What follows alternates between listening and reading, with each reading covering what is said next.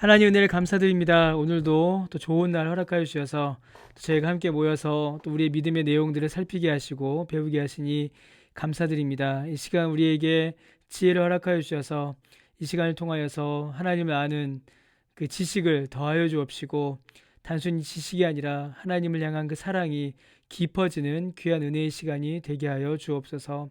감사드리며 예수님의 이름으로 기도드립니다. 아멘. 예, 감사합니다. 그러면 제가 오늘도 여러분 마이크는 제가 다 끄도록 하겠습니다. 예, 모두 음속을 하고요. 나중에 질문 있으신 분들께서는 또 나중에 따로 이렇게 질문해 주시기 바랍니다. 예, 우리가 6월 둘째 주에 한번 다 모이기로 지난주에 광고 드렸죠. 그래서 여러분 기억해 주시고요. 또 나중에 한번 다시 또 말씀드리겠습니다.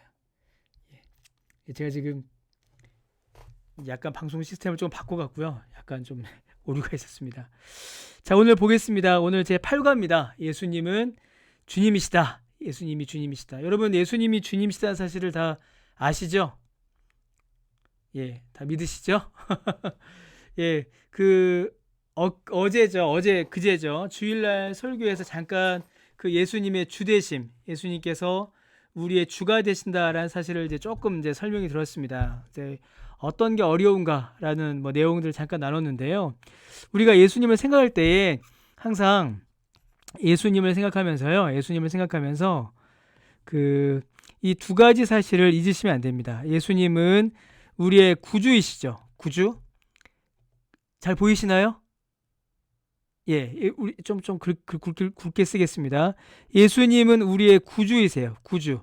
그래서 우리를 죄에서 구원하시고 우리를 영생으로 인도하셨죠. 그런데 예수님과 우리의 관계는 단순히 예수님이 우리의 구주 되신다. 그래서 우리의 내세를 보장해 주신다라는 차원에서만 끝나지 않습니다. 예수님은 지금 우리의 주인이세요. 지금. 주님. 그러니까 지금 이곳에서의 우리의 삶도 예수님께서는 주장하시고 다스리시고 인도하고 계십니다. 그 두 가지 사실을 우리가 잊지 않으셔야 돼요. 예수님이 구주다라는 사실만 기억하면 어떻게 될까요? 이것만 붙잡으면 우리가 살아가는 현실 세계, 현실이 무의미해집니다. 그러니까 방종하게 되거나 혹은 그냥 현실에 대해서 무의미하고 현실에 대한 가치를 잃어버리게 되겠죠. 근데 반대로 예수님이 오늘날 이 땅에서 주님이시다, 이 사실만 집중하게 되면 어떻게 될까요? 예수님을 지금 현세에서의 만족의 도구로 사용하게 돼요. 그러니까 예수님이 구주시다, 이것만 믿으면 지금 우리가 살아가고 있는 현재, 지금이 무의미해지고, 예수님이 주님이시다, 이것만 붙잡으면 어떻게 돼요? 천국이 무의미해지는 겁니다. 지금 우리가 사는 이 땅, 이 시간이 전부가 되어버리는 거죠. 우리는 이 둘 사이의 균형을 잘 맞추셔야 됩니다. 우리를 구원하시는, 천국으로 인도하시는 주님이시고, 동시에 지금 이 땅에서의 삶을 주관하시고 주장하시는 나의 주. 그래서 예수님은 영어인데 Savior and Lord라고 하죠. 나를 구원하시는 분이시요, 지금 나의 삶을 이끄시는 분이시다. 그 두 가지 사실을, 그러니까 어떻게 보면 지난주까지는 예수님은 이제 구주이시다를 좀 더 우리가 봤다면, 오늘은 이제 예수님께서 나의 주인이시다라는 사실을 이제 조금씩 더 점검해 보려고 합니다. 자, 계속 볼게요. 천국과 영생은요, 때때로 매우 멀리 있는 것처럼 보입니다. 자, 어떤 사람들은 예수님의 도움을 얻어 세상에서 맞닥뜨리는 문제들을 해결하고자 그분을 바라보기도 합니다. 그런 관점들이 있어요. 예수님을 믿어서 지금 현재의 도움을 얻는 것, 현재의 만족을 얻는 데에 이제 초점을 맞추는 그런 신앙생활이 있죠. 여러분, 빌리 그레함이라는 분이 계십니다. 빌리 그레함. 자, 이게 약자예요. 약자로 썼습니다. 빌리 B입니다. 예. 빌리 그레함이라는 그 미국의 유명한 부흥사죠. 그분이 이제 이런 얘기를 하셨어요. 무슨 얘기를 하셨냐면, 예전에는 사람들에게 복음을 전하면 사람들이 이렇게 물었답니다. Is it true? 이렇게 물었대요. 그게 진짜입니까? 그게 진리입니까? 그게 정말입니까? 예수님을 믿으면 내가 이 진리를 발견하는 겁니까? 이렇게 물었대요. 그런데 요즘에는 요즘이 이제 1980년대겠죠. 1970년대, 1980년대. 그때에는 사람들에게 복음을 전하면 사람들이 이렇게 묻더래요. Does it work? 그게 나에게 무슨 유익이 있습니까? 예수님을 믿는다라는 것이 나에게 어떤 도움을 줍니까? 그게 효과가 있습니까? 이렇게 묻는단 말이죠. 그러니까 사람들이 가지고 있는 관심, 사람들이 신앙과 종교와 어떤 믿음, 기독교에 대해서 가지는 관심이 어떤 진리를 알고 구원에 이르는, 그리고 삶의 변화를 추구하는 이런 어떤 경건한 영적인 유익보다는 이 워크, 지금 나에게 유익이 있는가, 지금 나에게 도움이 되는가, 지금 나에게 효과가 있는가, 여기에 사람들이 더 초점을 맞추더라는 거죠. 이게 1980년대 빌리 그레함이 한 이야기입니다. 그렇다면 이제 무려 한 40년이 지난 지금은 어떨까요, 여러분? 지금은 더 하겠죠. 지금 훨씬 더 합니다. 기독교 복음, 기독교 신앙을 이 효과, 유익에 더 초점을 맞추죠. 계속 보겠습니다. 자, 예수님은요, 우리가 이 생에서 맞닥뜨리는 어려움, 우리가 겪는 어려움에 관심이 많으세요. 그래서 예수님께서는 아픈 우리를 치료해 주시고요. 또 고통받는 우리를 위로해 주시고 또 회복시켜 주십니다. 그러나 여러분, 아주 중요한 말이 나옵니다. 그러나 주님께서는요, 우리 매일의 삶에 성취감을 주는 것보다, 여러분, 매일의 삶의 성취감은, 이게 매일이라는 말이 중요하죠. 오늘 만족을 누렸다면 내일은 어떻게 될까요? 이 성취감은 또 사라집니다. 그래서 주님께서 주시는 이 은혜와 만족은 매일의 삶의 성취감을 주는 것보다 훨씬 더 위대한 일을 행하기 위해 오셨습니다. 그래서 매일매일의 만족, 그런 어떤 잠시 만족을 누렸다가 사라지는 것이 아니라 영원하고 완전한 만족을 우리에게 주시기 위하여 예수님께서 오신 거죠. 이 사실이 매우 중요합니다. 자, 첫 번째로 이 영원하고 완전한 만족은 우리에게 어떻게 예수님께서 우리에게 주셨냐면, 예수님께서 죽음을 주관하심으로 주셨어요. 자, 정확한 의미는 예수님께서 죽음을 어떻게 하셨을까요? 이기셨죠. 예수님께서 죽음을 이기셨습니다. 예수님께서 승리하셨어요. 죽음을. 무엇을 통해서요? 부활을 통하여.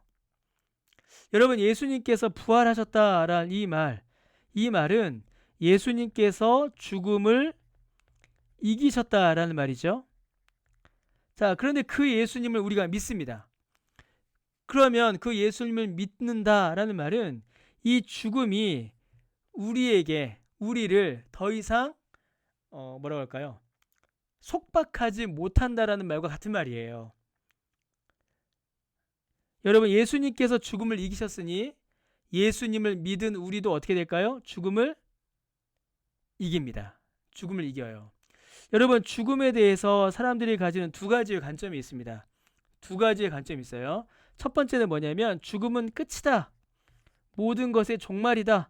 그래서 죽음을 향하여서 두려움을 가지죠. 두려움을 가져요. 또 하나는 죽음을 가리켜서 회피로 생각하는 사람들도 있습니다. 현실의 고통이나 현실의 괴로움 피할 수 있는 돌파구로 이 죽음을 생각하는 사람들도 있어요. 자, 그럼 여러분, 죽음이 정말로 그러합니까? 죽음이? 그렇지가 않죠. 죽음은요, 죽음 이후에는 죽음은 우리의 죄로 인하여서 우리에게 주어진 심판의 결과이고 현상입니다. 이 죽음은 우리의 끝도 아니고요. 이 죽음은 우리의 고통을 피할 수 있는 회피의 수단도 되지 않아요. 죽음은 단순히 문입니다. 문이에요. 지금의 상태에서 영원한 상태로 건너가는 문입니다. 문. 자, 그런데 예수님께서 죽음을 이기셨다라는 말은 단순히 육체의 죽음의 문제를 가리키는 것이 아니라 죽음이 가리키는 영원한 것을 가리키는 거죠. 그렇죠? 죽음은 죄에 대한 하나님의 심판입니다. 그래서 성경이 말하는 그 죽음은요, 단순히 육체적인 죽음만이 아니라 하나님과의 관계가 끊어지는 것, 영원한 하나님과의 관계가 끊어지는 것을 죽음이라고 해요, 성경은. 그럼 예수님께서 죽음을 이기셨다라는 말은 예수님을 믿는 순간 육체의 죽음이 다 사라진다, 그런 의미가 아니라 하나님과 영원히 단절되어 있던 그 죄의 결과가 사라졌다라는 거예요. 그래서 하나님과 영원한 관계, 하나님과 영원한 교제 안으로 들어간다라는 거죠. 그러니까 여러분, 우리 그리스도인에게 있어서 죽음, 이 육체의 죽음은 모든 것을 종결짓는 어떤 터미네이터죠. 그러니까 모든 것을 종결짓는 것도 아니고, 혹은 현실의 문제를 회피하여 도망갈 수 있는 것도 아닌 겁니다. 그냥 하나님께서 우리에게 허락하신 시간을 살아가다가 하나님께서 허락하신 때에 하나님께로 돌아가 하나님과 영원한 시간을 보내는, 그래서 그 시작점이 예수님의 부활이고, 그래서 예수님께서는 부활하신 자기 자신을 제자들에게 매우 분명하고 확실하게 알려주세요. 이 사실 매우 중요합니다. 자, 계속 보겠습니다. 자, 예수님은요, 죽은 자 가운데서 살아나신 다음 날 두 제자가 엠마오로 향해 가고 있었습니다. 누가복음 24장에 나오는 이야기죠. 여러분, 엠마오로 두 제자가 가고 있었습니다. 두 제자가 왜 가고 있었을까요? 엠마오로? 예. 뭐라고 말씀하시지만 들리지 않습니다. 예. 예. 하루빨리. 예. 딴 얘기입니다. 딴 얘기인데, 코로나가 끝나도 온라인 성경 공부는 계속 하는 게 어떨까라는 생각을 제가 계속 합니다. 실제로 하고 있습니다. 예. 오프라인으로 우리가 모일 때는 여러 가지 한계가 있지만, 온라인으로 하니까 우리가 조금 어색해서 그렇지 또 많이 또 참여할 수 있으실 것 같아서요. 예, 계속 하려고요. 자, 돌아왔어요. 자, 그 누가복음에 보면은 누가복음 마지막이죠. 마지막에 보면 여러분이 누가복음과 사도행전을 누가가 썼죠? 다 아시죠? 예. 그래서 누가복음 마지막하고 사도행전이 이어져요. 누가복음 마지막에는 도망가는 두 제자가 있었잖아요. 근데 사도행전 1장에는 어떻게 하죠? 모이는 제자들이 있잖아요. 이런 식으로 이렇게 착 이어집니다. 성경 참 재밌어요. 자, 엠마오로 향해 갑니다. 왜 이 제자들이 엠마오로 갔냐면 사실은 다 도망간 겁니다. 두 사람이 도망간 거예요. 예루살렘에서 도망친 겁니다. 예수님은 십자가에서 죽으셨고 제자들은 뿔뿔이 흩어졌고 이제 박해와 핍박이 오니까 도망간 거예요. 그들에게 예수님께서 나타나셨습니다. 도망가던 제자들 앞에 예수님이 나타나셨어요. 자, 그들은요, 처음에는 예수님을 알아보지 못했습니다. 왜냐하면 중요한 말이 나와요. 메시아의 신분과 사역에 대해 특별한 기대를 그들이 가졌었는데 그들이 기대했던 일이 실현되지 않았기 때문입니다. 좀 더 볼게요. 두 제자는 예수님께서 로마의 압제로부터 유대인을 해방시켜 주리라고 기대했습니다. 그래서 그들에게는 예수님이 십자가에서 죽으신 이유를 이해할 수 있도록 성경을 가르쳐 줄 사람이 필요했습니다. 자, 예수님께서 죽으셨어요. 자, 예수님께서 죽으셨습니다. 예수님의 죽으심과 제자들이 가지고 있었던 메시아관이 일치하지 않았던 거예요. 메시아에 대한 관점이. 제자들은 메시아를 어떻게 생각했냐면 그들을 로마의 압제로부터 해방시켜 줄 자, 다윗 왕조를 다시 재건시켜 줄 자로 그들은 메시아를 기대했고 믿었습니다. 자, 그런데 예수님께서 십자가에 죽어버리시니까 어떻게 죽으셨어요? 그냥 죽으신 것이 아니라 로마와 유대인들의 공격에 의해서 죽으셨잖아요. 그렇죠? 아주 멋지게 막 싸우다가 전사하신 게 아니에요. 그렇죠. 이스라엘의 독립을 위해서 막 투쟁을 하시다가 예수님께서 돌아가신 게 아니라 그저 로마와 유대 종교 지도자들의 공격에 의해서 힘없이 돌아가신 겁니다. 힘없이. 이걸 보고 제자들은 낙심하였고 절망하였으며 그들의 신앙생활을 포기했죠. 그리고 그들은 두려움에 사로잡힐 수밖에 없었던 겁니다. 그리고 그래서 그들은 도망간 거예요. 주님께서 부활하셨습니다. 부활하신 주님이 그들 앞에 나타나셨어요. 자, 그런데 그들은 지금까지 예수님의 말씀을 들었어요. 그런데 그 예수님의 말씀이 그들 안에 믿음으로 자리 잡지를 못했던 겁니다. 여러분, 이 사실이 매우 중요합니다. 믿음은 단순히 내가 믿습니다 라는 자기 확신이 아닙니다. 단순한 자기 확신이 아니에요. 믿음은 여러분 인식입니다. 인식. 깨달아 아는 거예요. 지금 이 사실이 이 엠마오로 가는 두 제자를 통하여서 우리에게 분명하게 나타나고 있어요. 제자들이 예수님과 함께 다녔습니다. 예수님의 말씀을 계속 들었어요. 그런데 그들이 예수님의 말씀을 믿지 못한 겁니다. 그들 안에 믿음이 자리 잡지 못한 거예요. 그러니까 믿음이 없으니까 부활하신 예수님의 부활에 대한 말씀을 들었음에도 불구하고 그 부활을 믿지 못해 놓으니 부활하신 주님께서 그들 앞에 나타나셨음에도 불구하고 그 예수님을 보지 못하고 깨닫지 못하고 확인하지 못하는 겁니다. 그래서 여러분 믿음은 단순한 자기 확신, 자기의 신념 차원이 아니라 예수님을 아는 겁니다. 예수님을 깨닫는 거예요. 예수님을 인식하는 겁니다. 굉장히 중요합니다. 자, 그래서 어떤 일이 벌어졌는가? 예수님께서는요, 이렇게 혼란스러워하는 제자들에게 예수님께서 뭘 하셨죠, 여러분? 성경에 보니까 예수님께서 성경을 가르치셨습니다. 이 사실이 너무나도 중요합니다. 자, 믿음이 어디에서 나는가? 여러분, 믿음은요, 특별한 경험, 특별한 기적에서 믿음이 생기는 것이 아닙니다.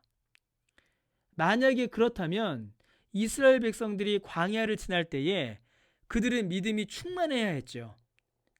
그렇죠? 여러분, 이스라엘 백성들이 광야를 지날 때 얼마나 많은 기적을 경험했습니까? 심지어 그 요한복음 6장에 보면은 예수님께서 떡 이야기를 하시니까 유대인들이 다 나서서 뭐라고 해요?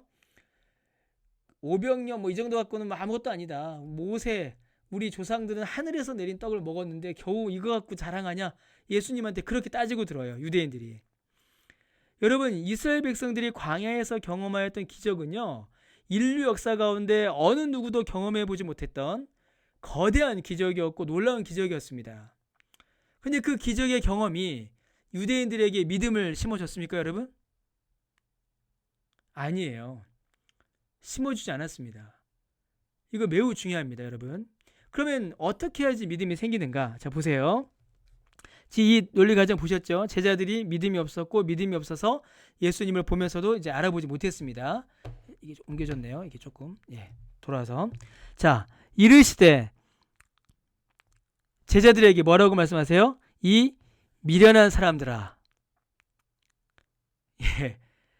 참 예수님. 그리고 선지자들이 말한 모든 것을 마음에 어떤 자들이에요? 더디 믿는 자들아. 이러세요. 성경에서 제자들에게 일컫 예수님께서 제자들을 부르실 때 가장 많이 사용하시는 표현이 두 가지입니다. 미련한 자들아, 더디 믿는 자들아, 믿음이 약한 자들아. 여러분, 우리가 매일 성경 또 새벽에 잠언을 보잖아요. 잠언에서 잠언의 그 저자가 이스라엘 백성들을 또 사람들을 부를 때에 가장 많이 부르는 호칭이 뭐냐면 미련한 사람들아 합니다. 미련한 사람들아. 내 아들아. 이건 이제 솔로몬이 이제 한 두어 번 아들아라고 부르고요. 거의 대부분 미련한 자들아 이렇게 불러요. 부족한 자들아, 모자란 자들아 이렇게 부릅니다. 하나님의 지혜를 깨닫지 못한 상태인 거죠. 자, 이렇게 부르세요, 제자들을. 그리고 뭐라고 하십니까? 그리스도가 이런 고난을 받고 자기의 영광에 들어가야 할 것이 아니냐. 이제 고난이고 이건 십자가를 가리키고요. 이건 뭘 가리킬까요? 예수님의 부활하심과 예수님의 승천을 가리킵니다. 이 모든 내용이 어디에 있다고요? 선지자들이 말한 것 안에 이미 있었다라는 거예요. 구약 성경 안에. 이미 구약 성경 안에 있었고, 그리고 심지어 예수님께서도 직접 제자들에게 가르쳐 주셨습니다. 야, 나 죽을 거야. 나 부활할 거야. 그러니까 너희들 그렇게 알고 있어. 예수님께서 여러 번 가르치셨거든요. 그런데 제자들은 그것을 믿지도 못하였고 깨닫지도 못하고 있었던 거죠. 그리고 나서 예수님께서 뭐라고 하세요? 어떻게 하세요? 이에 모세와 모든 선지자의 글로 시작하여 모세와 모든 선지자의 글, 모세 오경이겠죠. 선지자의 글로 시작하여 모든 성경. 여기서 말하는 성경은 여러분 어떤 성경을 가리킬까요? 예, 구약입니다. 구약 성경이에요. 신약이 안 쓰였으니까요. 구약 성경에 쓴 바 자기에 관한 것, 모세의 오경, 선지자들의 글, 모든 성경에 쓴 기록된 예수님 자기 자신에 관한 것을 자세히 어떻게 하셨다고요? 아주 중요한 말이 나옵니다. 자세히 설명하셨어요. 설명. 모든 성경은 예수님을 이야기합니다. 예수님께서 성경의 저자이시고 주인이세요. 그래서 지금 이 제자들에게 예수님께서 뭘 하시는 거냐면 저자 직강을 하고 계신 겁니다. 저자 직강. 이 책의 주인이시고 이 책의 주인공이신 예수님께서 이 책이 말하고 있는 예수님 자신을 제자들에게 뭐 하셨다고요, 여러분? 설명. 여러분, 예수님께서 설명하셔야 될 분입니까? 예수님께서 성령으로 예수님께서 그 순간 말씀으로 자 깨달을지어다 이러면 사람들이 다 깨닫는 그런 기적이 일어날까요? 일어나지 않을까요? 충분히 일어날 수 있죠. 그렇지 않습니까? 혹은 예수님께서 나중에 도마에게 보이시듯이 야, 나 부활한 예수야 라고 하면서 예수님의 몸에 상처도 좀 보여주시고, 혹은 놀라운 기적, 갑자기 죽어있는 강아지를 막 살아나게 하시고, 혹은 오병이어의 기적, 갑자기 막 없던 빵과 떡들이 갑자기 막 나타나고, 이런 어떤 놀라운 기적이라든가 어떤 그 신비한 현상이라든가 아니면 뭐 갑자기 천군 천사들이 나타나거나 어떤 그런 기적, 신비한 현상, 혹은 명령, 혹은 뭐가 있어, 혼냄. 애들이 공부 못하면 우리 혼내잖아요. 이것도 몰라 이러면서 예. 그런 것으로 예수님께서 자기 자신을 나타내신 것이 아니라 무엇으로요? 설명해 주세요. 설명. 앉아봐. 자, 성경을 펴봐. 자, 여기에 이렇게 기록되어 있지. 이거 봐봐. 이게 누구야? 그렇게 예수님께서 성경을 쭉 설명해 주십니다. 여러분, 성령님께서 우리에게 하나님의 말씀을 알려주시고 성령께서 우리에게 복음을 이렇게 가르쳐 주시는 그 사역을 가리켜서 뭐라고 하냐면요, 이게 아주 제가 굉장히 좋아하는 말인데, 성령의 설득하시는 사역이라는 말이 있어요. 성령의 설득하시는 사역. 제가 그 말을 책에서 읽고서 너무 제가 은혜를 받았습니다. 성령께서 우리 그 USB 꽂으면 그냥 자료 다운로드 되고 이런 식으로 우리에게 복음을 알려주신 것이 아니라 성령께서 우리를 설득하신다라는 거예요. 설득. 그럼 여러분, 설득이라는 말이 얼마나 좋습니까? 그러면 성령께서 나를 설득하시면 내가 그 설득에 넘어가기까지 시간이 좀 걸리겠죠. 시간이 좀 걸릴 수 있고요. 또 하나, 설득은 여러분, 설득하기 위해서는 뭐가 있어야 되죠? 설득의 가장 중요한 건요, 여러분, 사랑입니다. 사랑하지 않으면요, 설득하지 않아요. 누가 설득합니까? 사랑하지 않으면 설득하지 않거든요. 근데 성령께서 나를 사랑하신다라는 것이 그 말 가운데 다 담겨 있는 겁니다. 예수님께서 그렇게 하세요. 예수님께서 그들에게 설명하십니다. 앉아봐, 들어봐. 성령께서도 우리를 설득하세요. 기도해야지, 성경 읽어야지, 예배 드려야지, 이렇게 우리를 설득하십니다. 그래서 이제 한 번에 그냥 순식간에 캬 바뀌는 게 아니라 하나씩 알아가고 변해가며 성장하도록 우리를 이끌어 가시는 거죠. 자, 그리고 나서 예수님은 그들과 함께 저녁을 드셨습니다. 예수님께서 뭐 하셨다고요? 저녁을 드셨습니다. 식사하셨어요. 식사. 자, 예수님은 제자들이 그분의 모습을 알아보기 전에 먼저 자신을 구약 성경을 성취한 이로 인식하기 원하셨습니다. 성경을 설명해 주셨고요. 예수님께서 뭐 하셨다고요? 빵을 들고 떼어 그들에게 주셨습니다. 여러분, 이게 뭐랑 똑같아요?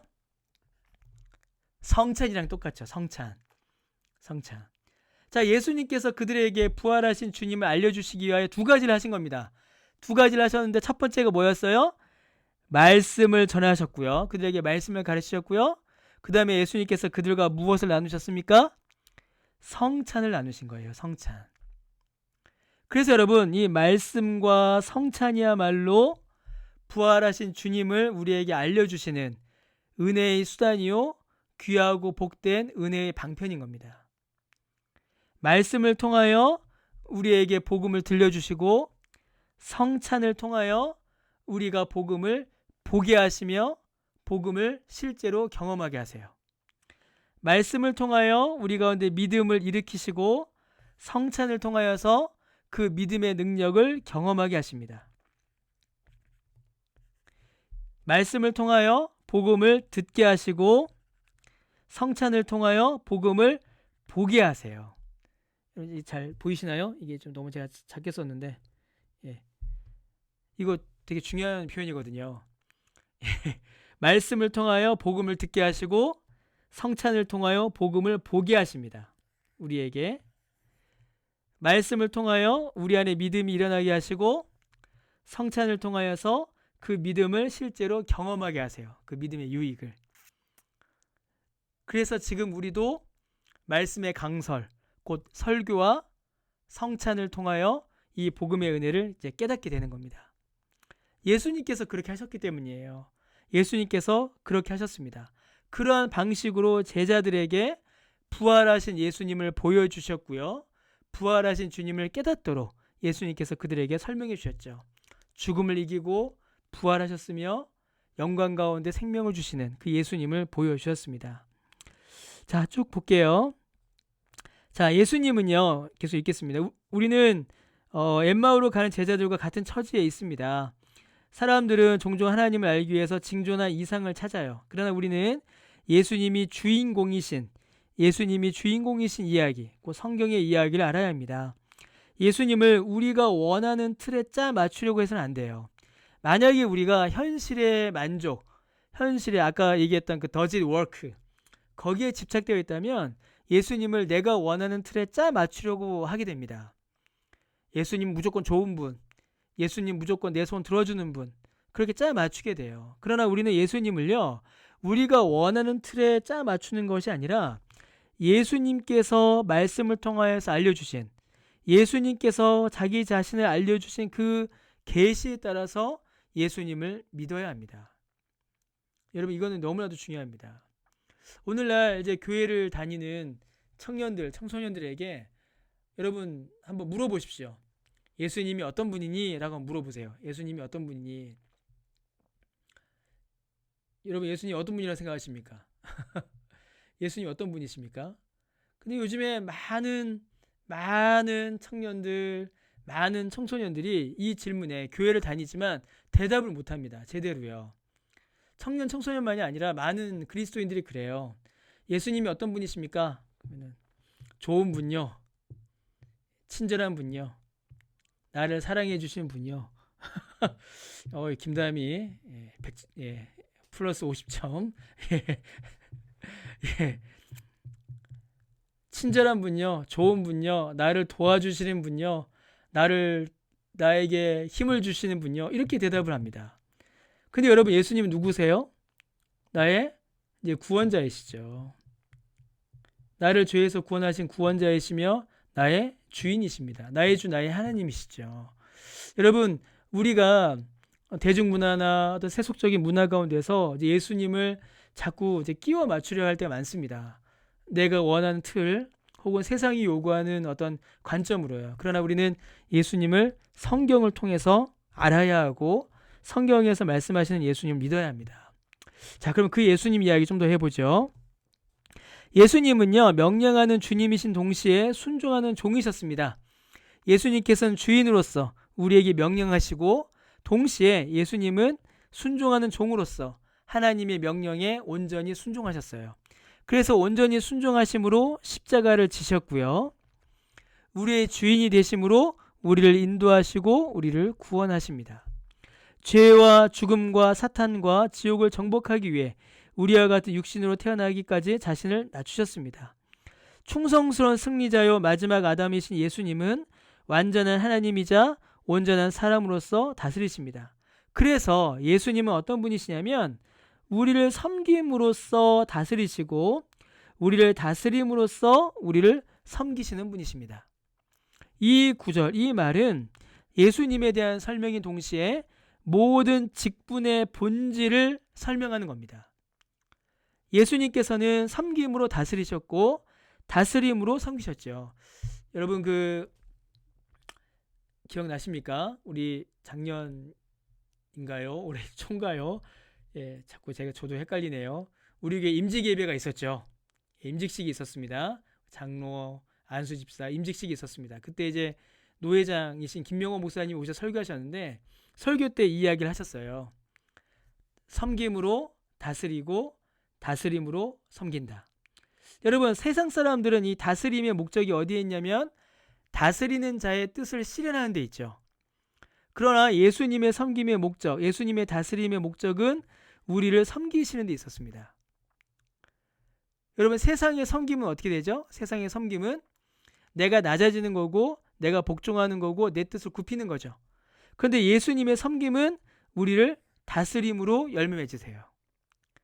그리고 우리도 예수님을 믿고 교회 직분을 받은 우리도 그렇게 사람들을 섬기고 이끌어 가야 합니다. 예수님께서 그렇게 우리를 섬기셨고 우리를 다스리셨습니다. 그래서 쭉 볼게요. 자, 여러분 계속 볼게요. 예수님께서 이 땅 가운데 주님의 나라를 이루어 가십니다. 자, 그런데 어떻게 이루어 가시냐면 예수님께서는 이 땅 위에 자신의 나라를 세우고 계시지만 세상과는 다른 방식과 수단을 사용하셔서 예수님의 나라를 이 땅 가운데 세워가고 계세요. 가장 대표적인 증거가 교회입니다. 교회는 비록 사람들이 모여 있지만 사람의 방식과 세상의 방식으로는 교회가 이루어지는 것이 아니죠. 자, 죽은 자 가운데서 부활하여 의로우심을 인정받으셨으며 세상을 이길 것이라고 약속하셨기 때문에 우리는 그리스도께서 다스리는 권세를 가지고 계심을 확신할 수 있습니다. 그리스도의 부활을 통해 우리는 예수님과 연합하였습니다. 이로써 우리와 죽음의 관계가 변했습니다. 그전에는 죽음이 우리를 두렵게 하고 죽음이 우리를 억눌렀지만 이제는 우리는 죽음을 이겼으며 죽음의 저주를 극복해 나가죠. 죽음에 쏘는 것이 현재 우리에게서 완전히 제거된 것은 아닙니다. 그래서 우리도 육체의 죽음을 피할 수가 없어요. 그러나 그리스도인인 우리는 슬픔 가운데서도 소망을 가지며 죽음 이후의 영생을 바라보며 우리는 나아갈 수 있게 되는 겁니다. 여러분, 세상 나라는 어떻게 합니까? 세상 나라는 눈에 보이는 만족의 모든 것을 추구해요. 지금 당장 무언가를 얻고 지금 당장 무언가를 누리고 지금 당장 무언가를 소유할 수 있는 데에 모든 것을 맞춥니다. 세상 나라도 그것을 위해서 움직이죠. 그러나 하나님의 나라 그리고 주님의 교회는 죽음 이후의 것을 바라보게 됩니다. 영원한 하나님의 나라와 영원한 주님의 복락을 누릴 것을 믿고 그것을 이미 맛보며 주님의 뜻에 순종함으로 하나님의 영광을 바라봄으로 이 땅 가운데 주님의 교회를 세워가게 되는 거죠. 그래서 여러분, 우리의 삶은 이 땅에서의 삶, 이 땅의 모습으로만 국한되어 있지 않습니다. 우리의 삶은 전혀 다른 원리, 예수 그리스도 안에서 새로운 생명을 받았고 주의 말씀과 성령의 임재로 말미암아 새로운 능력을 받아 이 땅 가운데서 살아가게 되는 거죠. 그래서 가장 강력한 힘이다라고 말하는 죽음마저도 우리는 극복하여 이기며 그 이후에 믿음의 삶을 바라보며 나아가게 되는 것이고요. 그 죽음을 이기는 믿음을 가졌으니 이 땅 가운데서도 우리가 힘을 또 용기를 소망을 또한 가질 수 있게 되는 겁니다. 자, 계속 보겠습니다. 아주 중요한 겁니다. 자, 예수님께서는요, 그분의 교회를 이 땅 가운데 세우십니다. 주님의 교회를 어떻게 세우시냐면 성령의 능력으로 세우고 계세요. 성령의 능력으로. 자, 예수님은요, 자기 백성인 교회를 세우심으로써 자기 백성인 교회를 세우세요. 근데 교회를 가리켜서 또 뭐라고 하죠? 성경에 보니까 예수님의 몸이다라고 합니다. 몸. 세우심으로써 자신의 나라를 세우고 계십니다. 이 말은 무엇이에요? 예수님께서 예수님의 몸인 교회를 세우심으로써 예수님 자기 자신을 이 땅 가운데 드러내고 계신 겁니다. 이게 교회가 가지고 있는 아주 신비한 권세이고 능력인데요. 이 땅 가운데 교회가 세워졌다라는 말은 단순히 사람이 모이는 기구가 세워졌다라는 정도가 아니죠. 예수님의 몸인 교회가 세워진 거예요. 그리고 예수님께서 예수님 자신이 예수님의 몸을 통하여서 예수님의 사역을 하셨고 예수님 자기 자신을 드러내셨듯이 이 땅에 세워진 모든 교회는 누굴 드러낼까요? 예수님을 드러내는 겁니다. 이 땅에 세워진 모든 교회는요. 이게 모든 교회가 가지고 있는 보편성입니다, 여러분. 이 땅에 존재하는 모든 교회는 영광스럽습니다. 여러분, 어떤 교회가 영광스러울까요? 이제 오카는 목사님이 예전에 이제 그 한스 퀸이라는 신학자의 책을 읽고서 이런 설교를 하셨었는데, 여러분, 이 땅에 있는 교회는 전부 다 영광스럽습니다. 예, 시골에 있는 교회나 도시에 있는 교회나 수만 명이 모이는 교회나 두세 명이 모이는 교회나 다 영광스러워요. 왜 영광스럽냐면 바로 이 사실 때문이에요. 이 땅에 존재하는 모든 교회는 예수님의 몸으로서 예수님을 증거하고 있고 예수님을 드러내기 때문에 교회는 다 영광스러운 겁니다. 그러면 여러분, 영광스럽지 않은 교회는 어떤 교회인가요? 비참한 교회. 어떤 교회예요? 예수님을 드러내지 못하는 교회. 예수님이 드러나지 않는 교회는 영광스럽지 않은 교회인 겁니다. 교회의 영광이 어디 있습니까? 예수님의 몸으로서 예수님을 드러내는 데에 교회의 영광이 있는 겁니다. 그럼 이제 우리 강변교회는 예수님의 영광을 잘 드러내고 있는가? 예수 그리스도의 복음과 성령의 능력과 예수 그리스도의 사랑과 그 은혜를 잘 드러내고 있는가? 그것을 모든 우리 구성원들이, 우리 모든 성도들이, 지체들이 잘 누리고 있는가? 그걸 잘 우리가 기도해야 하면서 잘 살펴봐야 합니다. 뒤에 나오겠지만요. 그러면 교회가 예수님의 몸이고 교회가 예수님을 드러낸다고 할 때 무엇을 통해서 가장 잘 드러날까요? 예배입니다. 예배예요.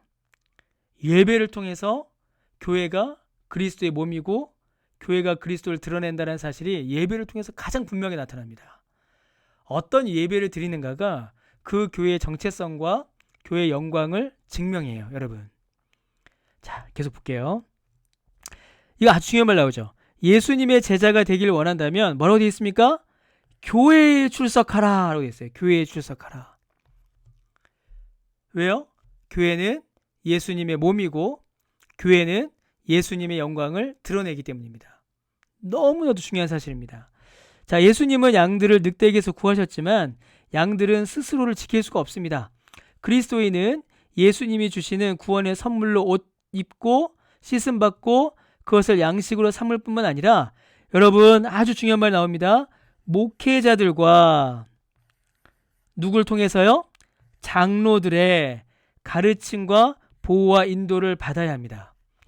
너무나 중요합니다.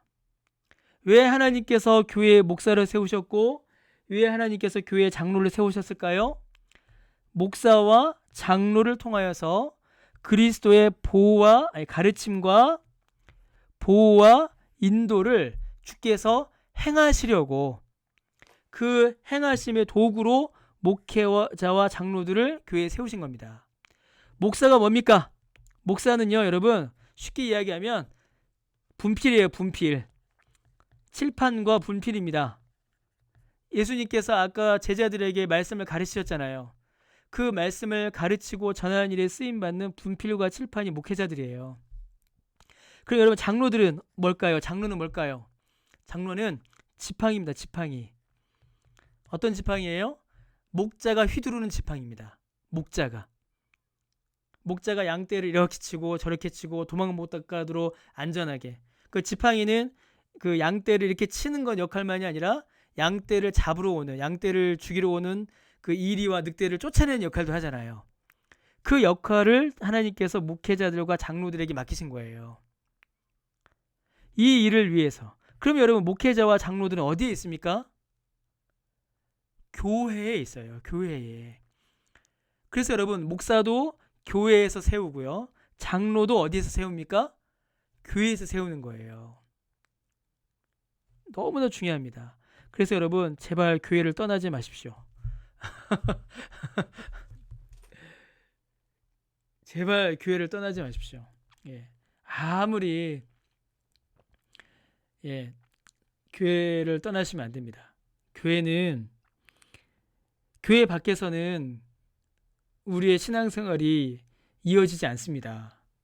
여러분, 우리의 믿음, 우리의 경건, 우리의 영성이 여러분 그렇게 막 슈퍼 파워가 있질 않아요.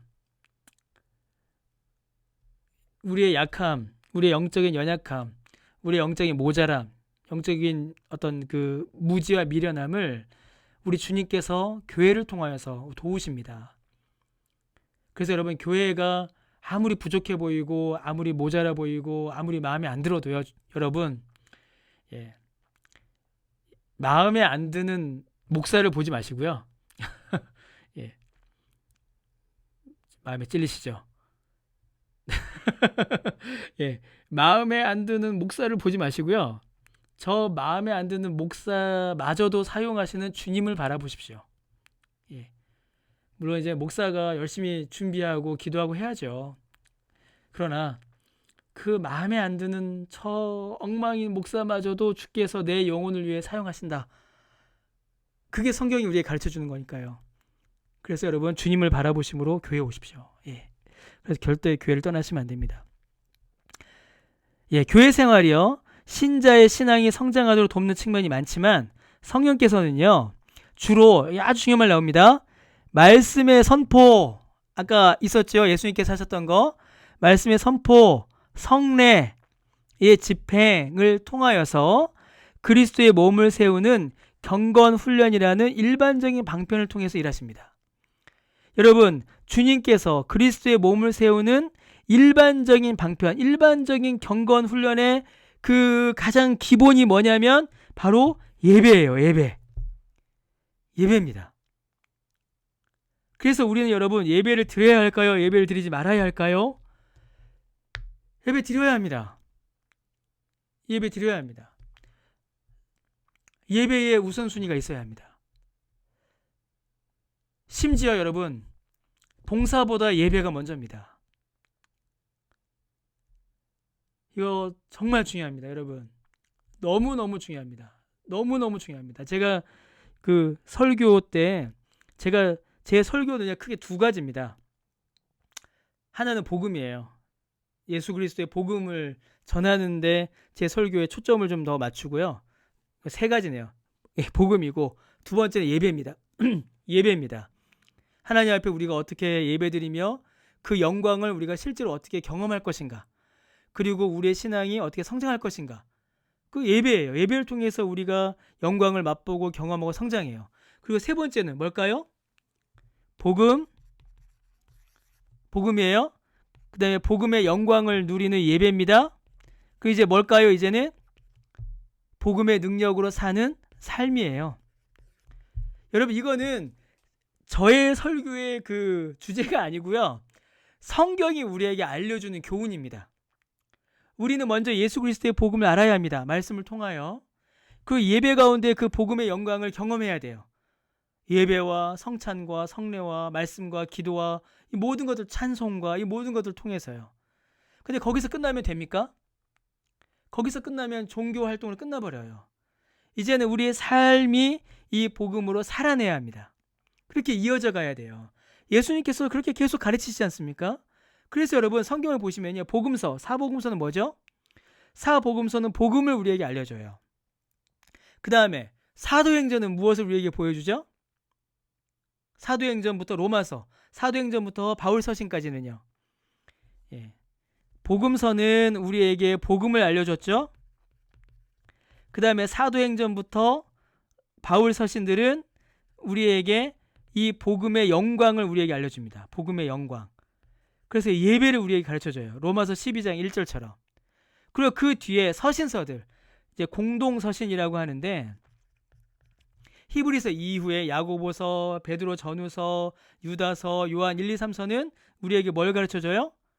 복음으로 살아가는 삶을 우리에게 보여줍니다. 그래서 여러분 제가 작년인가요? 올 초인가요? 제가 깜빡깜빡 하는데 제가 그 공동 서신서들만 뒤에서 유다서, 요한 2서, 요한 3서만 빌레몬서 설교한 적이 있어요. 예. 제가 요 흐름으로 설교한 겁니다, 여러분. 그래서 성경도 우리에게 이렇게 알려줘요. 그러면 우리도 그렇게 살아야 합니다. 근데 이 모든 일들이 예배를 통하여서 이루어져요. 예배를 통하여서. 예배를 통하여서 복음이 드러나고요. 예배를 통하여서 복음적 삶이 시작됩니다. 그러니까 여러분 예배를 드리지 않으면요. 우리가 복음을 듣지도 못하고 복음의 영광을 경험하지도 못하고 복음적인 삶이 시작되지도 않아요. 우리의 믿음이 성장하지도 않고요. 그리스도의 영광을 경험할 수도 없습니다. 여러분 이게 참 어떻게 보면 되게 웃긴 이야기예요. 그죠? 학생들에게 공부해라 라는 말은 여러분 이상한 말입니까? 당연한 말입니까? 이상한 말이에요. 왜죠? 학생은 어떤 사람입니까? 공부하는 사람이잖아요. 군인들에게 나라 지켜라 이러면 여러분 그게 이상한 말입니까? 맞는 말입니까? 그것도 이상한 말이에요. 원래 군인들은 나라를 지키는 게 그들의 정체성이잖아요. 그럼 그리스도인에게 예배드려라. 그리스도인이 예배드려야 한다는 말도 이상한 말인 겁니다. 왜냐하면 그리스도인의 정체성은 어디에 있습니까? 예배에 있거든요. 복음을 보고 복음의 영광을 누리며 복음적 삶을 시작하는 제가 지금 방금 한 말을 제가 기억을 해서 나중에 설교 때 해야 되는데 제가 지금 이렇게 해놓고 저 까먹거든요. 여러분들은 꼭 기억을 해주십시오. 복음을 듣고 복음의 영광을 경험하며 복음적 삶을 시작하는 것이 예배인데 그 예배를 드리지 않으면 여러분 우리가 어디에서 이 복음의 은혜를 맛볼 수가 있겠습니까? 그래서 우리 여기 성경 공부 하신 우리 모든 분들만이라도 여기 계신 분들이 다 이미 예배를 잘 드리시지만 예배가 살아야 교회도 살고 우리도 삽니다. 자, 계속 볼게요. 예수님은 우리를 말씀으로 섬기셨습니다. 그래서 규칙적인 말씀의 선포, 그러니까 정규적인 레귤러한 형식이라고 우리가 보는 그런 주일 예배 가운데 레귤러한 말씀의 선포와 우리가 규칙적으로 행하는 성경 읽기와 이런 화요일마다 시간을 정하여서 하는 이런 성경 공부는 우리가 예수님의 제자로 훈련되는 데 있어서 매우 중요합니다. 성경은 복음을 들음으로써 믿음이 자란다라고 우리에게 말하기 때문이죠. 예수님은 또한 세례로 우리를 섬기셨고요. 또한 예수님은 우리를 성찬으로 섬기셨습니다. 세례를 통하여서 복음의 은혜를 우리가 다시 한번 확인하게 되고 신앙의 공적 고백과 증거가 우리 가운데 일어나게 되고요. 성찬으로 우리가 또한 복음의 능력을 실제로 경험하게 됩니다. 여러분 저는 이 코로나로 인해서 너무 힘든 게 이 성찬을 못하는 게 사실은 제일 마음이 힘듭니다. 벌써 1년이 훨씬 넘었는데 작년 2월 달에 그 변형 우리가 이제 새롭게 바꾼 성찬 방식으로 딱 한 번 했거든요. 여러분 기억나십니까? 작년 2월에 그 앞에서 제가 떡을 찢었잖아요. 떡을 찢어서 나누어 드리고 잔을 부어서 이렇게 나누어 딱 한 번 하고 지금 1년 6개월째 못 하고 있는데 빨리 이 성찬이 다시 할 수 있게 되기를 여러분 기도해 주시길 바랍니다.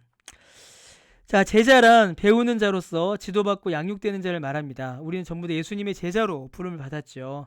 그리스도께서는요, 예수님은 이렇게 우리를 훈련하십니다. 건전한 가르침, 또 모범을 통해서 우리를 훈련하시고요. 또 교회가 말이나 노래로 행하는 기도, 이 말 중요합니다. 말이나 노래로 행하는 기도. 그래서 찬송은 뭐라고 해요? 곡조가 붙어있는 기도다라고 하는 거죠. 여러분 이 중요합니다. 이거요. 찬송이 기도다라는 사실은 우리가 찬양을 대하는 관점을 좀 새롭게 합니다. 찬양은 그냥 노래가 아니라 주님 앞에 나아가는 기도라는 거죠. 그러면 여러분 찬송의 주인공은 누가 되겠습니까? 찬송의 주인공은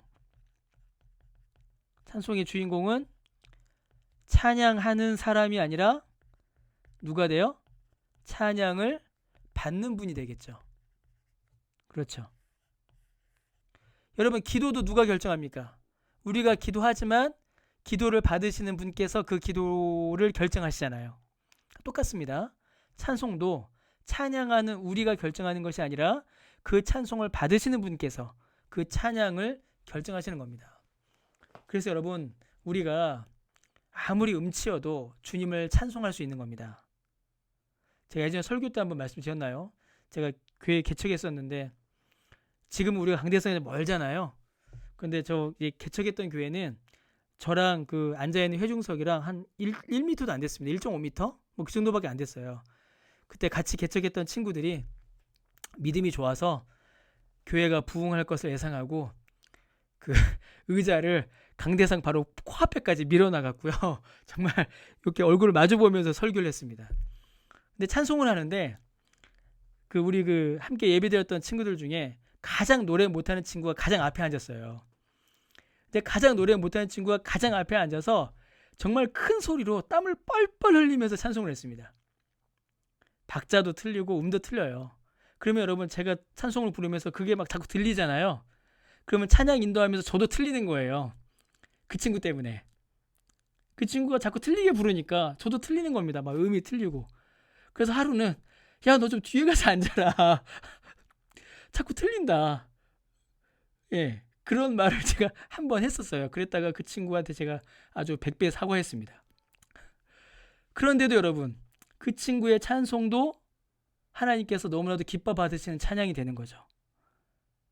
하나님께서 얼마나 기쁘게 받으셨겠습니까? 땀을 펄펄 흘리면서 막 힘을 주어서 온 힘을 다하여서 하나님을 찬양하는 그 찬송, 정말 그런 찬송이 귀합니다, 여러분. 예, 계속 또 볼게요. 자, 또 제자 훈련은 예수님께서 우리를 주님의 제자로 바꾸신 일은요, 우리의 교리, 이건 우리의 생각입니다. 우리의 생각과 우리의 철학, 그리고 우리의 삶에 대한 무엇을 가져온다고요? 교정을 일으킵니다. 변화를 우리 가운데 일으켜요. 지금까지 어떤 생각이라든가 이해라든가 그런 원리들의 교정도 또한 우리 가운데 일으키게 되죠. 자, 예수님께서는요, 교회에 또 나옵니다. 목사와 장로와 집사라는 이 직분을 세우셔서 그분의 양을 인도하고 보호하며 돌보게 하셨습니다. 이 일들을 주님께서 교회를 통하여서 일어나게 하셨습니다. 쭉 넘어가서요, 교회는 그래서 예수님께서 구원하는 주 되심을 우리에게 보여주고 복음을 보여주는 거죠. 들려주는, 복음을 가르치는 장소이자 방식입니다. 이 방식이라는 말이 되게 중요합니다. 교회는 단순한 어떤 조직이 아니라 주께서 사용하시는 도구, 이 복음의 도구다라는 거죠. 그렇게 주님께서 이 교회를 사용하십니다. 자, 예수님께서 오늘 정리합니다. 예수님께서 부활하신 분이시다. 그래서 모든 죄와 사망을 이기셨다라는 사실을 알려주십니다. 어떻게요? 말씀의 교훈을 통하여서 알려주셨고요. 또 무엇을 통해서 알려주셨죠? 교회를 통하여서 예수님께서 알려주셨습니다. 그래서 이 두 가지 사역을 통하여서 예수님께서는 우리를 주님의 제자로 자라게 하시고 성장하게 하시고 양육시키십니다. 예, 오늘 여기까지 보도록 하겠습니다. 오늘 그 내용을 하면서요, 제가 책을 한 권 소개해 드리려고요. 책을 한 권. 잘 보이시나요? 예. 이 책인데요. 책이 되게 얇습니다. 되게 얇은 책이에요. 근데 되게 얇은 책인데 제가 최근에 읽은 책 중에 제일 얇은데 제일 저의 그 머리를 땅 하고 때린 아주 놀라운 책입니다. 이미 읽으신 분도 있으실 것 같아요. 이거 아주 유명한 책인데 마르바 던이라는 분이 쓰신 고귀한 시간 낭비 예배라는 책입니다. 마르바 던이 쓴, 얼마 전에 돌아가셨습니다. 마르바 던이라는 분이 쓴 고귀한 시간 낭비 예배라는 책인데요. 우리의 예배가 하나님의 은혜 안에서 어떤 의미를 갖는가를 정말 잘 보여준 책입니다. 그래서 제가 최근에 성경 공부 2주 쉬었잖아요, 여러분. 그때 쉬면서 제가 이 책하고 다른 책 한 2권 더 읽었는데 이 책을 읽으면서 되게 많은 은혜도 받고 좀 충격도 받고 좀 회개도 하고 그랬습니다. 오늘 우리가 나누었던 예배에 대해서 나누었던 그 생각들, 이야기들을 가장 좀 구체화할 수 있는 책이라고 보여지고요.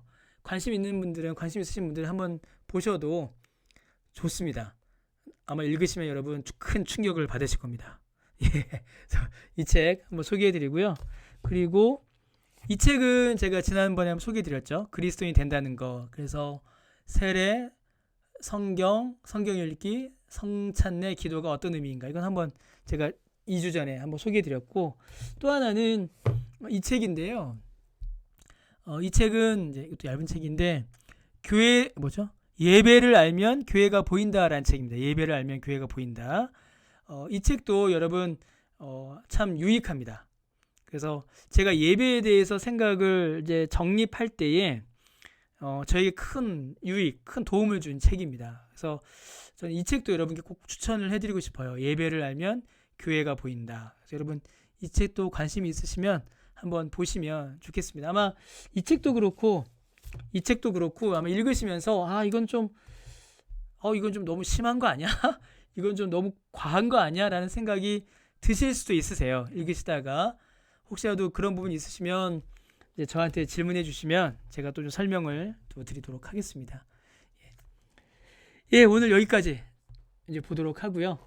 예, 혹시 오늘 나눈 내용 중에 질문 있으시면 질문해 주시기를 바랍니다. 혹시 질문 있으실까요?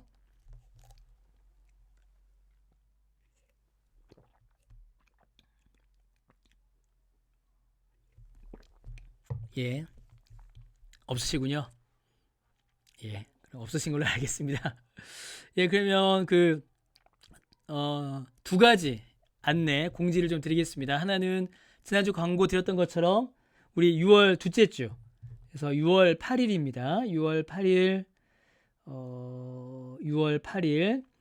6월 8일 저녁 8시에 우리 화요 성경 공부 이제 오프라인 모임을 한번 가지려고 합니다. 종강하는 날이거든요.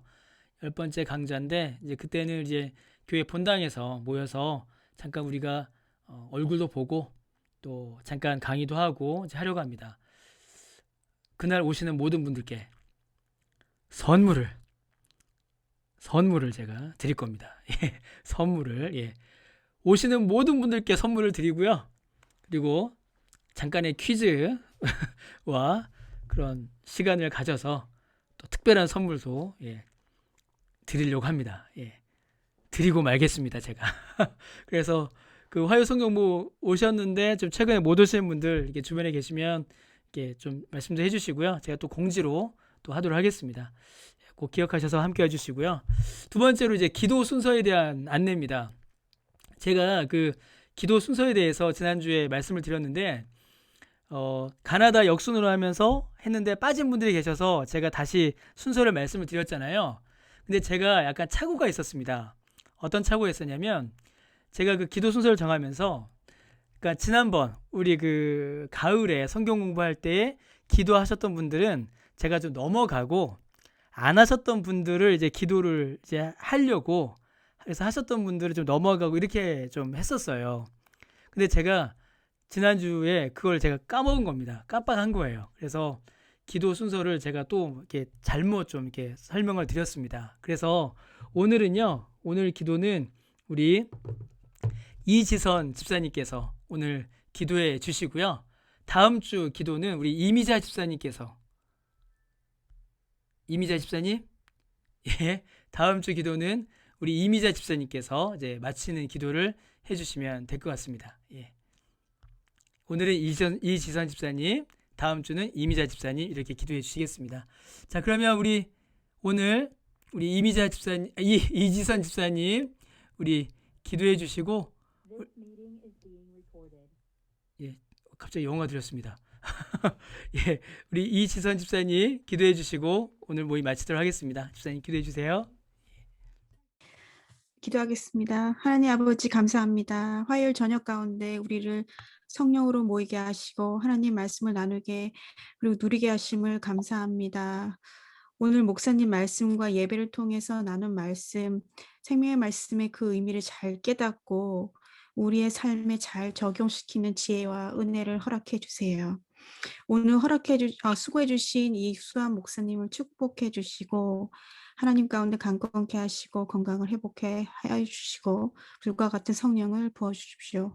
그리고 오늘 이 자리에 모인 모든 성도분 한 분 한 분 주님께서 축복하시고 어루만져 주시고 영적, 지적, 육적으로 강건함을 허락해 주세요.